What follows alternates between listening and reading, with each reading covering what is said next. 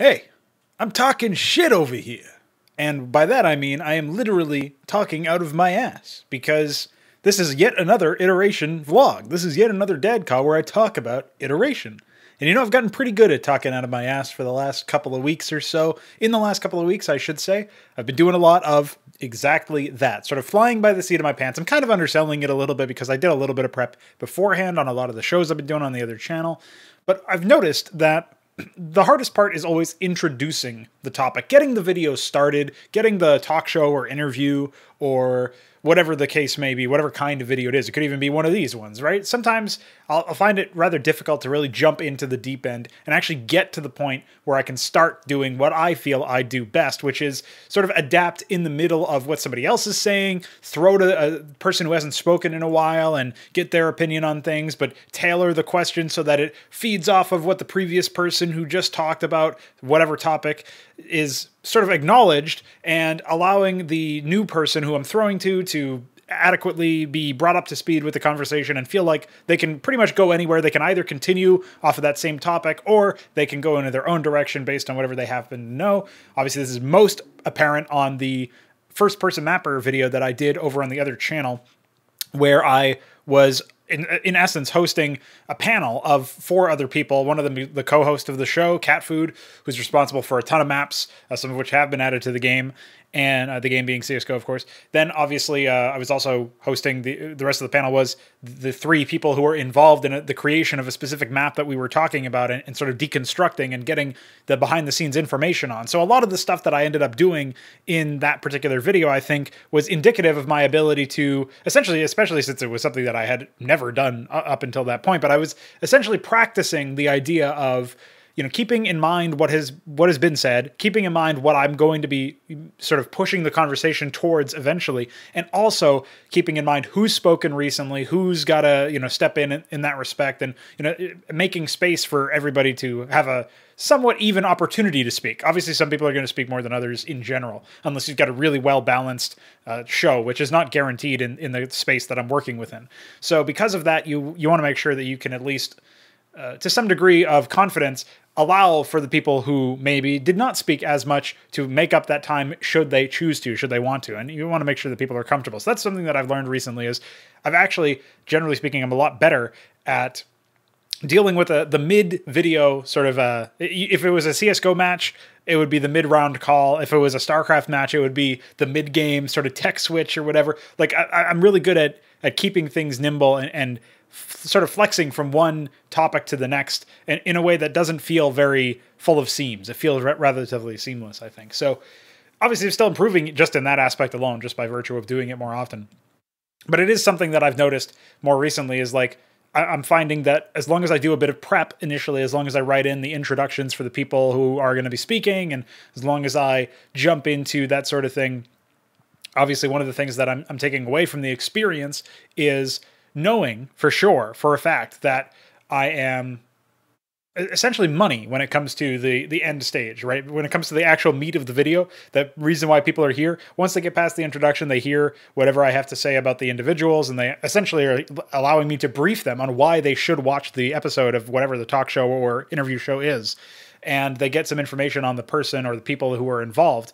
Once we get to the point where they've had something to say, some sort of icebreaker question, that's when I can really start to activate. That's when I can really start to jump in. And I feel like the same thing is probably true for my videos like the Crow Pills or the DADCAWs that have been coming out more recently, where I am trying to essentially get past the introductory phase, give you some sort of understanding of what the video is going to be about in that opening minute or so, and then after that be able to sort of riff off of any tangents and tie it all back together. Ideally, that's where I would be heading at the end of it all. So one of the things that has been really important for this particular aspect, and if you haven't guessed, I guess I didn't really super duper spell it out for you at the beginning, but this is not just any other iteration log, but specifically about the video content that I've been able to make on the other channel and how it ties back into the video content that's going to be on this channel.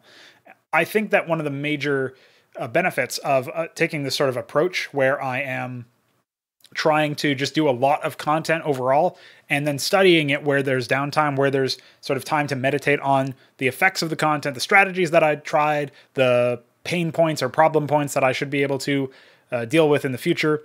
these are ways for me to channel improvement. But without that baseline to at least analyze in the first place, I wouldn't have anything to do. So I can't really shadowbox a blank slate of like this style of show or this style of interview, or even this style of solo video or whatever. I can't, realistically speaking, do that in a satisfactory way, in my opinion, without actually looking at something and basing it off of that. So in a way, I could say, oh, this style of interview show is going to be different in these ways compared to my other interview shows. And these are the pain points and strengths and weaknesses that I have in those interview shows. So it'll probably be somewhat similar here.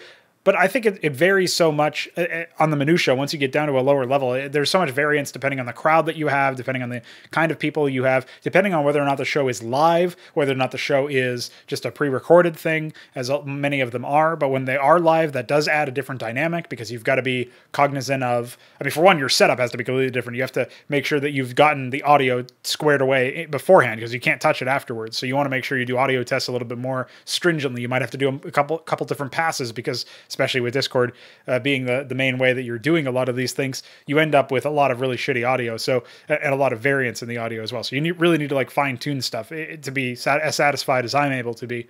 You also have to deal with the fact that it is live, and you've got to keep in mind that, maybe one eye on the chat in case something interesting pops up that you can filter into the conversation in some subtle way or some more deliberate way, like saying, oh, this person had a really cool idea.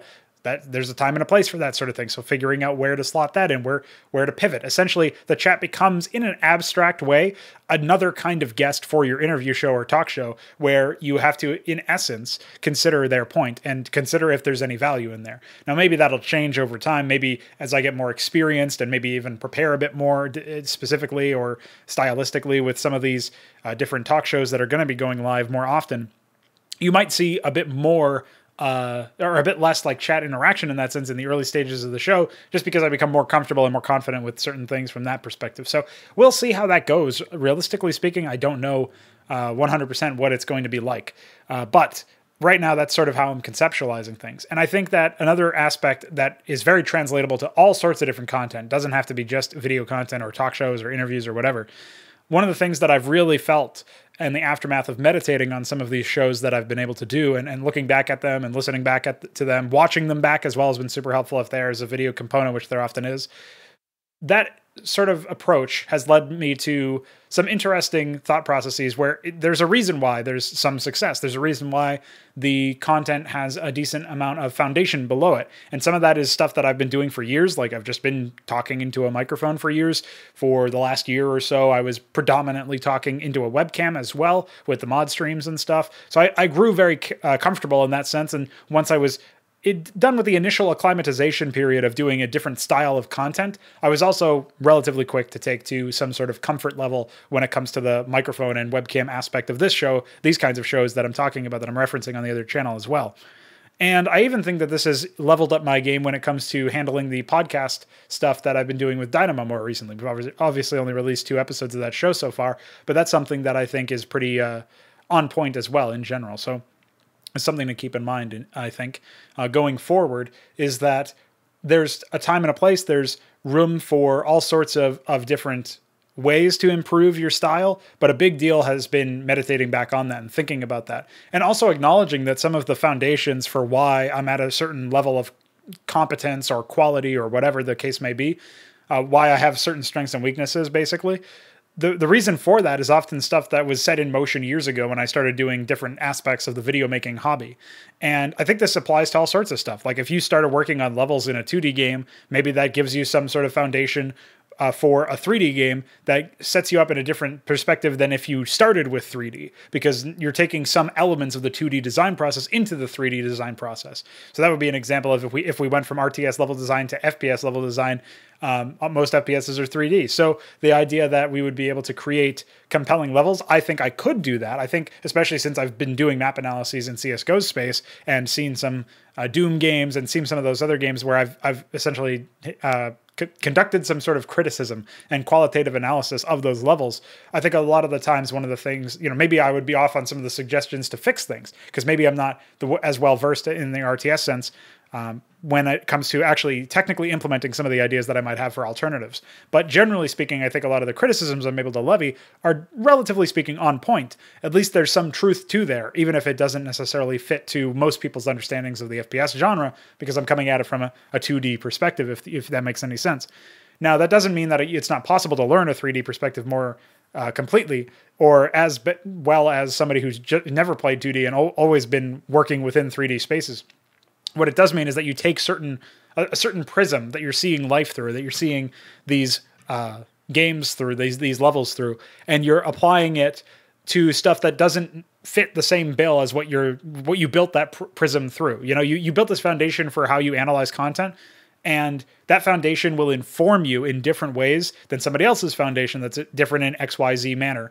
And obviously, as a result of that, you are going to have a different opinion. You're going to have a different thought process when it comes to a lot of this stuff when you compare that to some of the content that we've seen elsewhere. So this is a situation where I think when you think about how people sort of progress and how you yourself as a developer or as whatever your hobbies are, whatever you're trying to become excellent at, when you think about how that sort of competence gets built, part of it is confidence and comfort, like what I was just talking about earlier, where I just did enough shows that I became comfortable. And I had the foundation of doing all of the other video content, so I was already comfortable to some degree. And then it was just about like making sure that I was confident enough in my own skills as time went on to know my way around the microphone and webcam in this particular environment. Obviously, in the case of level design and stuff, it's about doing just a lot of like the common denominators here are just doing the work and doing a lot of it and being okay with sucking initially or not being as good initially as you want to be. Because, I mean, at that point, why would you even, to some degree, why would you do anything if you were already as good as you wanted to be in that? You know, there's some things that I make decisions on. Like, I'm not going to go and learn that, at least not right now, because it's not that useful to me. So it's not worthwhile to me to learn more about a topic that I'm not personally interested in, or study a subject, apply myself in a medium or a hobby or practice or discipline that is not going to add a lot of value to me. So that's obviously, like, we all make those kind of qualitative decisions all over the place all the time. But in the cases where you are actively looking to improve, I think a big deal is obviously just doing the work. And the reason why this ties back in iteration is obviously the more you do the work, the more opportunities you have to analyze and critically assess your performance in that work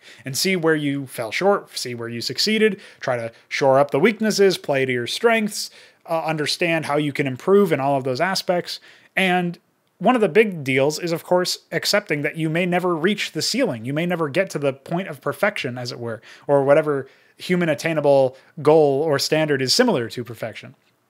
And when you get past that sort of mental roadblock and you just get yourself to do the work, that can be some of the most motivating stuff. For me, jumping into a new space like interviews and talk shows and doing reasonably competently in that role as a talk show host, as an interviewer, and of course, as just like a generic content creator label, if you want to throw that on there too.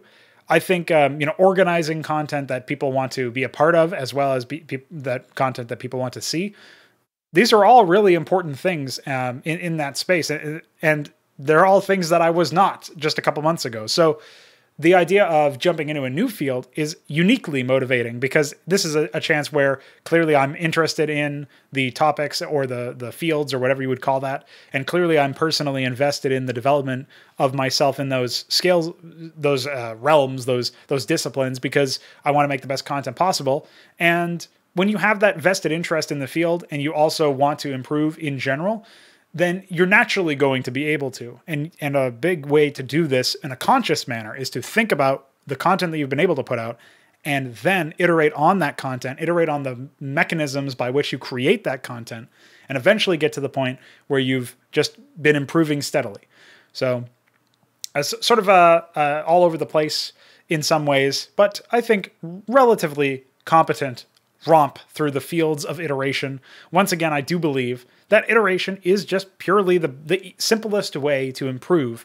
And the best part is, once you reach a certain threshold of competence, by continuing to iterate, by continuing to do the work so that you can do the iteration, so that you can do the analysis, and so on and so forth, you're going to create content that has value, content that can be celebrated to some extent, content that can eventually get you to the position you want to be in whatever field you're trying to succeed in.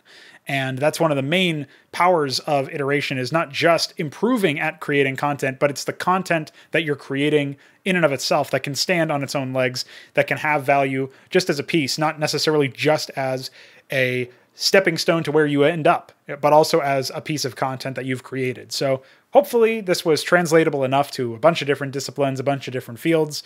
A lot of the stuff that I gave as far as examples were specific to level design and video making, but I do believe that there's a lot to be learned from this subject, and I hope that you enjoyed the DADCAW.